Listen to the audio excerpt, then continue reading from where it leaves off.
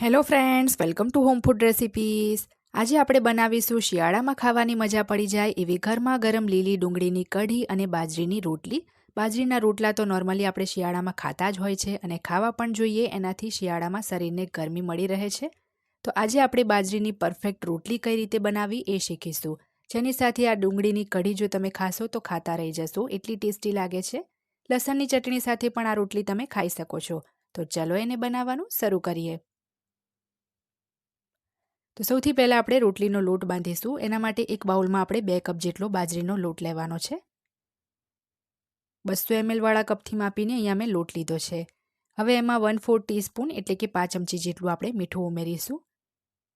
અડધી ચમચી આપણે એમાં ઘી ઉમેરીશું. ઘી અહીંયા ટોટલી ઓપ્શનલ છે, પણ ઘી ઉમેરવાથી આ રોટલીનો સ્વાદ ખૂબ જ સરસ આવે છે. હવે થોડું થોડું કરી એમાં પાણી ઉમેરવાનું છે અને આપણે એનો લોટ બાંધીશું. પાણી અહીંયા ખાસ ગરમ કરીને જ લેવાનું છે, સાદું પાણી નથી લેવાનું. આ રીતે જો તમે થોડું થોડું ગરમ પાણી ઉમેરીને આ લોટ બાંધશો તો રોટલીમાં બિલકુલ ક્રેક નહીં પડે.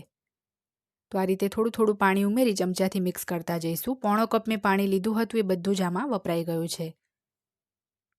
તો હવે એને ઢાંકીને આપણે 10 મિનિટ માટેનો રેસ્ટ આપવાનો છે, કારણ કે જે બાજરીનો લોટ છે એમાં ગ્લુટન બિલકુલ નથી હોતું ઘઉંના લોટની જેમ. એટલે ગરમ પાણી ઉમેરીને આ રીતે રેસ્ટ આપશો તો રોટલી પણ આપણી સરસ પોચી બનશે. તો લોટને રેસ્ટ મળે ત્યાં સુધીમાં આપણે લીલી ડુંગળી સમારી લઈશું. તો અહીંયા મેં 3 નંગ જેટલી ગ્રામમાં 130 ગ્રામ જેટલી લીલી ડુંગળી લીધી છે, જેને બરાબર ધોઈને લીલો અને સફેદ ભાગ બંને આપણે એકસાથે જ સમારી લેવાનું છે. તો અહીંયા તમે જોઈ શકો છો, સરસ લીલી ડુંગળીને ધોઈને મેં ઝીણી સમારી લીધી છે. બીજી બાજુ 10 મિનિટ લોટને પણ આપણે રેસ્ટ આપ્યો છે. તો હવે આપણે હાથથી સરસ એને મસળી લેવાનો છે. આ બાજરીનો લોટ છે અને તમે જેટલો મસળશો એટલો જ તમારા રોટલા કે રોટલી જે કંઈ પણ તમે બનાવો એ પોચા બને છે. તો સરસ 2 થી 3 મિનિટ અહીંયા આ લોટને આપણે મસળી લેવાનો છે.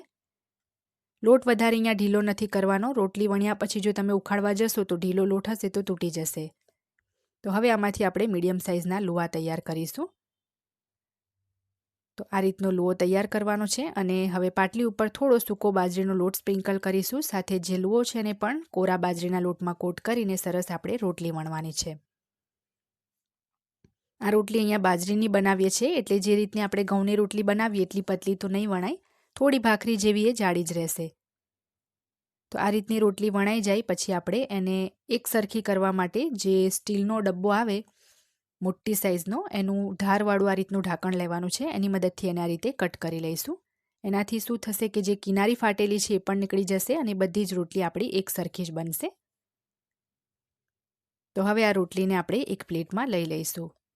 સેમ આ જ રીતે 2-3 રોટલી તમે એકસાથે વણતા જઈને એને શેકી શકો છો. એકસાથે 5-6 જેટલી રોટલી વણીને નથી રાખવાની, કારણ કે આપણે બાજરીની રોટલી છે એટલે એને એકદમ ડ્રાય નથી થવા દેવાની. બસ 2-3 આ રીતે વણીને સાથે જ એને શેકતા જવાનું છે. તો સેમ એ જ રીતે બીજી પણ એક રોટલી મેં રેડી કરી લીધી છે, એને પણ આપણે એક પ્લેટમાં લઈ લઈશું. તો હવે આ 2 રોટલીને આપણે પહેલાં શેકી લઈએ. તો રોટલી શેકવા માટે ગેસ પર એક તવી મેં ગરમ કરી લીધી હતી. એના ઉપર રોટલી મૂકીને આપણે એના ઉપર તરત જ 1 થી 2 ચમચી જેટલું આ રીતે પાણી આ રીતે ફેલાવી દઈશું, જેથી રોટલીમાં બિલકુલ ક્રેક નહીં પડે. થોડી રોટલી શેકાય એટલે બીજી બાજુ ફેરવી દઈશું અને બીજી બાજુથી પણ થોડી એને શેકાવા દઈશું. ગેસની ફ્લેમ ખાસ અહીંયા એકદમ ધીમી પણ નથી રાખવાની અને એકદમ ફાસ્ટ પણ નથી રાખવાની, મીડિયમ તાપે જ આપણે એને શેકવાની છે. હવે એના ઉપર આપણે થોડું ઘી લગાવીશું અને આ રીતે ઘી લગાવી બંને સાઈડથી આપણે જારાથી દબાવતા રહીને આ રોટલીને શેકી લેવાની છે.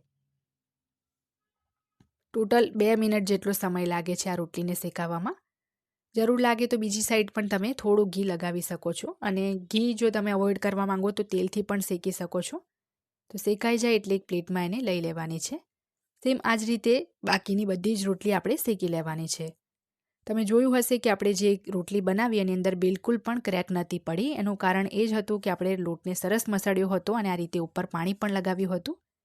થોડું આ રીતે પાણી લગાવશો તો રોટલી પોચી પણ બનશે અને એમાં બિલકુલ ક્રેક પણ નહીં પડવા દે. સાથે જ થોડું ઘી લગાવીને એને શેકવાની છે.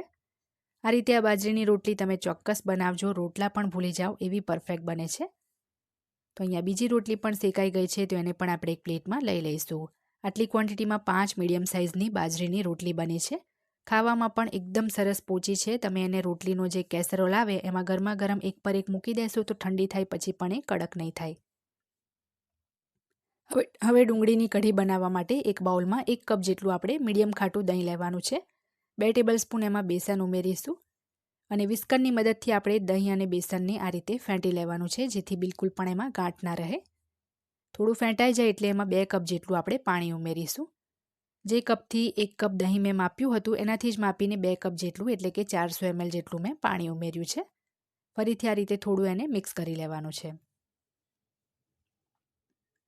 હવે ગેસ ઉપર એક કડાઈમાં આપણે 2 ટેબલસ્પૂન જેટલું તેલ ઉમેરીશું. 1 ચમચી ઘી, 1 ચમચી તેલ એ રીતે પણ તમે લઈ શકો છો.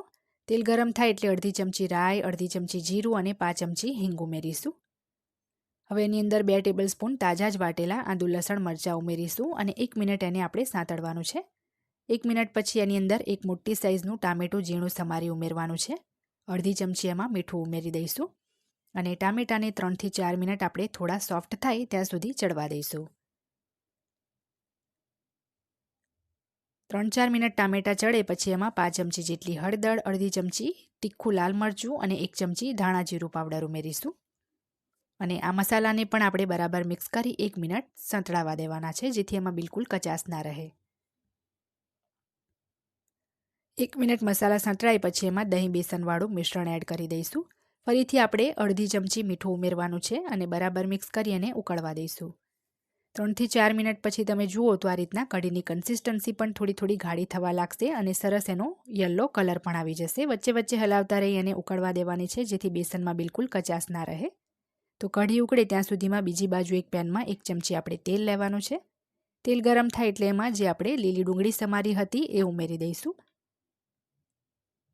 આ ડુંગળીને આપણે 2 થી 3 મિનિટ તેલમાં સાંતળી લેવાની છે. જો તમારે આ રીતે અલગથી ડુંગળીને ના સાંતળવી હોય તો જે ટામેટાં ચડ્યા એ પછી તમે ડુંગળી ઉમેરી 2 મિનિટ સાંતળી દહીં બેસનવાળું મિશ્રણ એડ કરી શકો છો.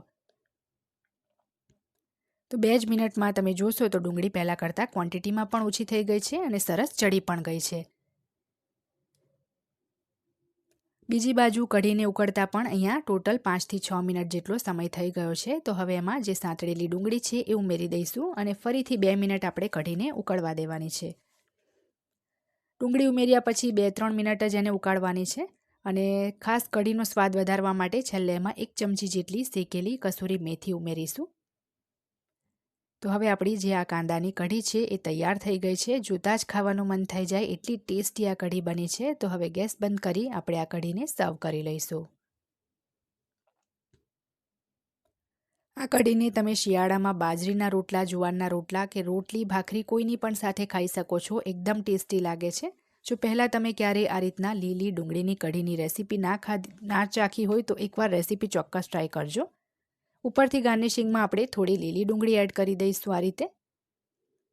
હવે આપણે આ કઢી અને બાજરીની રોટલીને સર્વ કરીશું. સાથે જ થોડી તીખી લસણની ચટણી પણ હું સર્વ કરું છું. આ લસણની ચટણીની રેસીપી જો તમારે જોવી હોય તો પહેલાં ચેનલ પર મેં એ રેસીપી પણ શેર કરેલી છે. ડિસ્ક્રિપ્શન બોક્સમાં એની પણ હું લિંક આપી દઈશ. તો આજની આ રેસીપી જો તમને પસંદ આવી હોય તો રેસીપી ટ્રાય કરી ચેનલને સબસ્ક્રાઇબ કરવાનું ના ભૂલતા. પાસે આવેલા બેલ આઇકનને પણ ચોક્કસ દબાવજો, જેથી દરેક નવા વિડીયોની નોટિફિકેશન તરત તમને મળે.